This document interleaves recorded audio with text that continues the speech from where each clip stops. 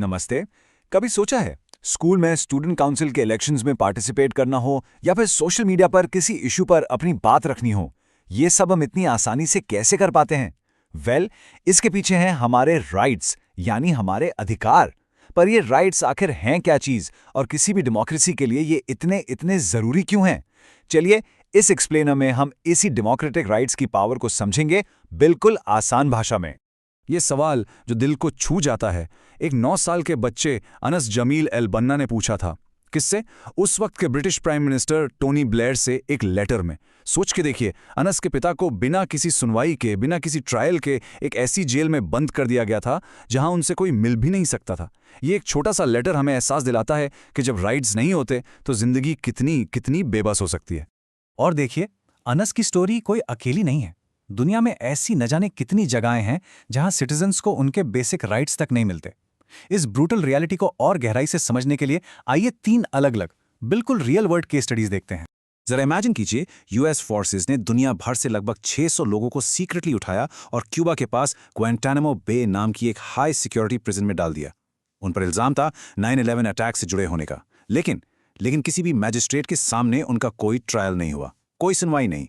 उनकी फैमिलीज को तो खबर भी मीडिया से मिली। सोचिए, यूएस आर्मी ने ही उन्हें अरेस्ट किया, उन्हीं ने इंटरोगेट किया और उन्हीं ने उनका फ्यूचर डिसाइड कर दिया। एमनेस्टी इंटरनेशनल जैसी बड़ी ह्यूमन राइट्स ऑर्गेनाइजेशन ने अपनी रिपोर्ट में साफ साफ बताया कि वहां प्रिजनर्स को टॉर्चर किया जा रहा था। ये इंटरनेशनल लॉज का खुला वायलेशन था। मतलब ये लाइफ विदाउट राइट्स का एकदम परफेक्ट और डरावना एग्जाम्पल है। अच्छा, अब आगे बढ़ते हैं अपने दूसरे केस की तरफ, सऊदी अरेबिया।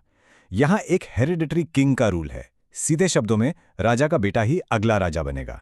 लोगों का अपने रूलर्स को चुनने या बदलने में मतलब जीरो रोल है। किंग ही लेजिस्लेचर, एग्जीक्यूटिव और यहां तक कि जजेस को भी अपॉइंट करते हैं। वहां के सिटीजन्स ना तो कोई पॉलिटिकल पार्टी बना सकते हैं, ना ही कोई पॉलिटिकल ऑर्गेनाइजेशन। मीडिया वो भी सिर्फ वही दिखा सकती है जो राजा को पसंद हो। फ्रीडम ऑफ रिलीजन का तो सवाल ही नहीं उठता। नॉन मुस्लिम्स अपने धर्म को पब्लिकली प्रैक्टिस बिल्कुल नहीं कर सकते। और सबसे बड़ी बात, वुमेन पर कई तरह के पब्लिक रिस्ट्रिक्शंस हैं। तो यहां सिटीजन्स के पास ना पॉलिटिकल आज़ादी है, ना ही पर्सनल। ये एक ऐसा सिस्टम है जहां लोगों की आवाज को सिस्टमैटिकली मतलब प्लान करके दबाया जाता है। अब आप शायद सोच रहे होंगे कि भाई ये सब तो मोनार्की यानी राजशाही में होता है, डेमोक्रेसी में थोड़ी ना ऐसा होता होगा। तो इस गलतफहमी को दूर करेगी कोसोवो की कहानी। कोसोवो पहले यूगोस्लाविया का एक हिस्सा था जहां अल्बेनियन लोगों की पॉपुलेशन मेजॉरिटी में थी। लेकिन पूरे देश की बात करें तो वहां सर्ब्स मेजॉरिटी में थे। तो हुआ ये कि एक कट्टर सर्ब नेशनलिस्ट जिसका नाम था मिलोसेविच इलेक्शन जीत गया और उसकी गवर्नमेंट ने सीधा सीधा कोसोवो के अल्बेनियंस को टारगेट करना शुरू कर दिया। उनका मकसद साफ था, सर्ब्स का पूरे देश पर दबदबा हो और माइनॉरिटीज या तो देश छोड़ दें या उनके आगे झुक जाएं। और इसके लिए स्टेट की अपनी ही आर्मी ने अपने ही सिटीजन्स का मैसेकर किया, उन्हें मारा। ये केस हमें एक बहुत ही शॉकिंग सच दिखाता है कि एक डेमोक्रेटिकली इलेक्टेड लीडर भी, जिसे लोगों ने चुना है, वो भी अपने ही लोगों के राइट्स का सबसे बड़ा दुश्मन बन सकता है। बाद में मिलोसेविच पर इंटरनेशनल कोर्ट ऑफ जस्टिस में क्राइम्स अगेंस्ट ह्यूमैनिटी के लिए मुकदमा चला था। तो इन तीनों कहानियों से एक बात तो बिल्कुल साफ हो जाती है, बिना राइट्स के ना तो डिग्निटी है ना सिक्योरिटी। तो फिर आखिर ये राइट्स हैं क्या? ये शब्द जो हम बार बार सुनते हैं, इसका मतलब क्या है और एक डेमोक्रेसी में इनकी इतनी अहमियत क्यों है? चलिए अब इसको आराम से ठीक से समझते हैं। देखिए, राइट का मतलब सिर्फ ये नहीं है कि आपकी कोई इच्छा है या कोई विश है। राइट किसी भी पर्सन का एक रीजनेबल क्लेम होता है। रीजनेबल मतलब एक ऐसी मांग जो जायज़ हो, जो अजीबोगरीब ना हो। पर सिर्फ इतना काफ़ी नहीं है, इस क्लेम को सोसाइटी से रिकॉग्निशन भी मिलनी चाहिए, यानी समाज उस मांग को आमतौर पर सही माने, उसे स्वीकार करे। और सबसे ज़रूरी, उस क्लेम को लॉ का सैंक्शन मिलना चाहिए, यानी कानूनी मान्यता। जब ये तीनों चीज़ें एक साथ आती हैं, तब जाकर एक क्लेम राइट बनता है। ये एक एनफोर्सेबल गारंटी बन जाता है जिसे आप लागू करवा सकते हैं। तो ये पूरा प्रोसेस काम कैसे करता है? Let's break it down. Step 1, reasonable claim. मतलब आपकी मांग ऐसी होनी चाहिए जो किसी दूसरे को नुकसान ना पहुंचाए। एग्जाम्पल के लिए, आपको म्यूजिक सुनने का पूरा राइट है, बिल्कुल, पर इतनी तेज आवाज में नहीं कि आपके पड़ोसी बेचारे परेशान हो जाएं, right? Step 2, recognised by society. मतलब समाज को भी लगना चाहिए कि हाँ, ये मांग तो सबके लिए जरूरी है, जैसे जीने का अधिकार, ये तो सब मानते हैं। और आखिरी और फाइनल स्टेप है सैंक्शनड बाय लॉ। जब उस क्लेम को देश के संविधान या कानून में लिख दिया जाता है तब वो एक पावरफुल राइट बन जाता है जिसे कोर्ट एनफोर्स करवा सकती है। तो फिर डेमोक्रेसी में इन राइट्स की इतनी ज़रूरत ही क्यों है? क्योंकि राइट्स गवर्नमेंट के लिए एक लक्ष्मण रेखा की तरह काम करते हैं। ये गवर्नमेंट की पावर पर लिमिट्स लगाते हैं और ये इंश्योर करते हैं कि गवर्नमेंट अपनी मनमानी ना कर सके। और इससे भी ज़्यादा ज़रूरी, राइट्स माइनॉरिटीज़ को मेजॉरिटी के अत्याचार से बचाते हैं। ये इस बात की गारंटी देते हैं कि मेजॉरिटी अपनी संख्या के बल पर, अपनी ताकत के जोर पर माइनॉरिटी के अधिकारों को छीन ना सके। चलिए अब बात करते हैं अपने देश इंडिया की। हमारे कॉन्स्टिट्यूशन ने देश के हर सिटीजन को कुछ बेसिक राइट्स गारंटी की हैं। इन्हीं को हम फंडामेंटल राइट्स कहते हैं। ये वो वादे हैं जो हमारी आज़ादी की लड़ाई के आइडियल से निकले हैं, और सच पूछो तो ये इंडियन डेमोक्रेसी की नींव है, उसका फाउंडेशन है। तो हमारे कॉन्स्टिट्यूशन में टोटल 6 फंडामेंटल राइट्स दिए गए हैं।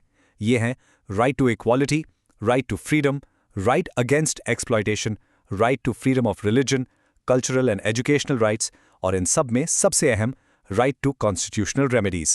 चलिए अब देर नहीं करते और इन सबको एक एक करके डिटेल में समझते हैं। सबसे पहले हम बात करेंगे उन 2 मेन पिलर्स की जिन पर इंडियन डेमोक्रेसी टिकी हुई है। ये हैं राइट टू इक्वालिटी और right to freedom. Let's explore them in detail. Right to equality, इसका सीधा सा मतलब है कानून के सामने सब बराबर। इसका पहला प्रिंसिपल है इक्वालिटी बिफोर लॉ, यानी देश का कानून एक किसान से लेकर प्राइम मिनिस्टर तक सब पर एक जैसा लागू होता है, कोई छोटा बड़ा नहीं। एग्जाम्पल के तौर पर अगर कोई बहुत पावरफुल पॉलिटिशियन भी करप्शन के केस में फंसता है तो उस पर भी वही कानून लागू होगा जो एक आम नागरिक पर होता है। दूसरा है नो डिस्क्रिमिनेशन, यानी स्टेट किसी भी सिटीजन के साथ उसके रिलीजन, रेस, कास्ट, सेक्स या प्लेस ऑफ बर्थ के बेसिस पर भेदभाव नहीं कर सकता। होटल, दुकान, पब्लिक प्लेसेस सबके लिए खुले हैं। और तीसरा एबोलिशन ऑफ अनटचेबिलिटी। हमारे कॉन्स्टिट्यूशन ने छुआछूत या अनटचेबिलिटी की इस प्रथा को एक पनिशेबल क्राइम बना दिया है। ये एक सोशल ईवल था जिसे खत्म करना बहुत जरूरी था। अब आते हैं राइट फ्रीडम पर। आर्टिकल 19 याद रखिएगा। आर्टिकल 19 हमें 6 तरह की आज़ादियां देता है। पहला, freedom of speech and expression, यानी हमें बोलने और अपने विचार, अपनी बात दुनिया के सामने रखने की आज़ादी। दूसरा, बिना हथियारों के शांति से इकट्ठा होने की आज़ादी, प्रोटेस्ट करने की आज़ादी। तीसरा, एसोसिएशंस और यूनियंस बनाने की आज़ादी, और इसके अलावा देश में कहीं भी आने जाने, कहीं भी बसने और कोई भी प्रोफेशन या बिजनेस करने की पूरी आज़ादी। एक्चुअली यही फ्रीडम्स हमें आम आदमी को गवर्नमेंट से सवाल पूछने और उसे अकाउंटेबल रखने की पावर देती हैं। राइट टू फ्रीडम में जो सबसे इंपॉर्टेंट है वो है article 21, right to life and personal liberty. और इसका मतलब बहुत गहरा है।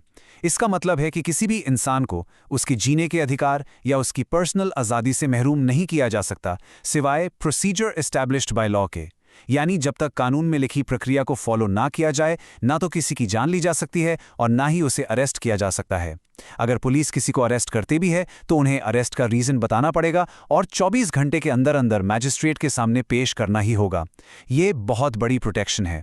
इक्वालिटी और फ्रीडम के बाद हमारा कॉन्स्टिट्यूशन ह्यूमन डिग्निटी यानी मानव गरिमा, विश्वास और कल्चर को प्रोटेक्ट करने वाले राइट्स भी देता है। चलिए अब इन पर एक नजर डालते हैं। राइट अगेंस्ट एक्सप्लॉयटेशन, इसका काम है हमारे समाज के कमजोर वर्गों को शोषण से बचाना। हमारा कॉन्स्टिट्यूशन 3 चीजों को बिल्कुल साफ तौर पर इलीगल मानता है।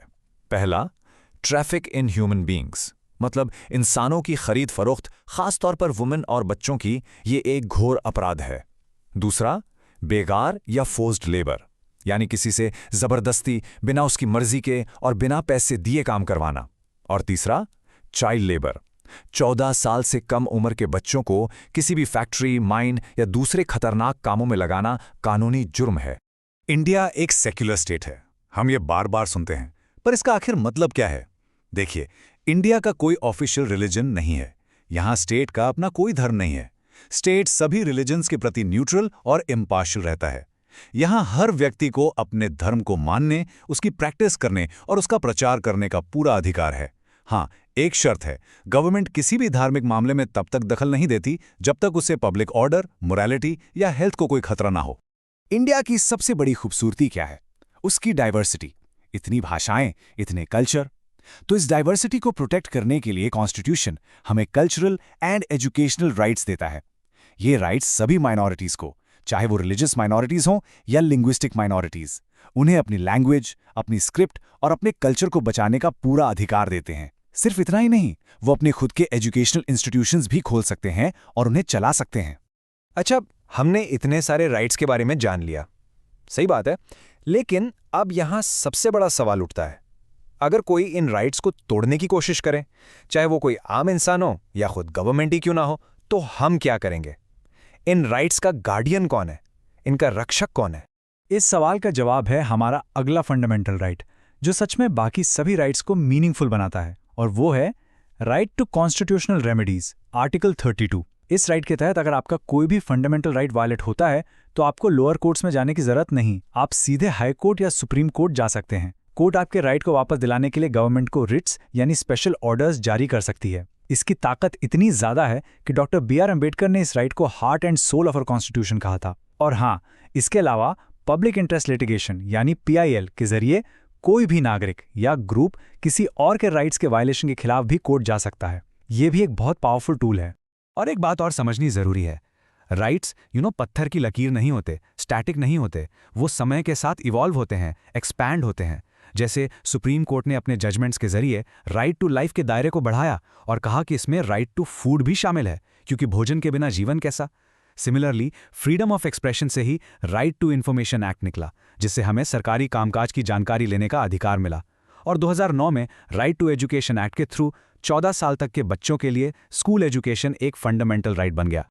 तो चलिए एकदम फटाफट से रिकैप करते हैं कि हमने आज क्या क्या सीखा।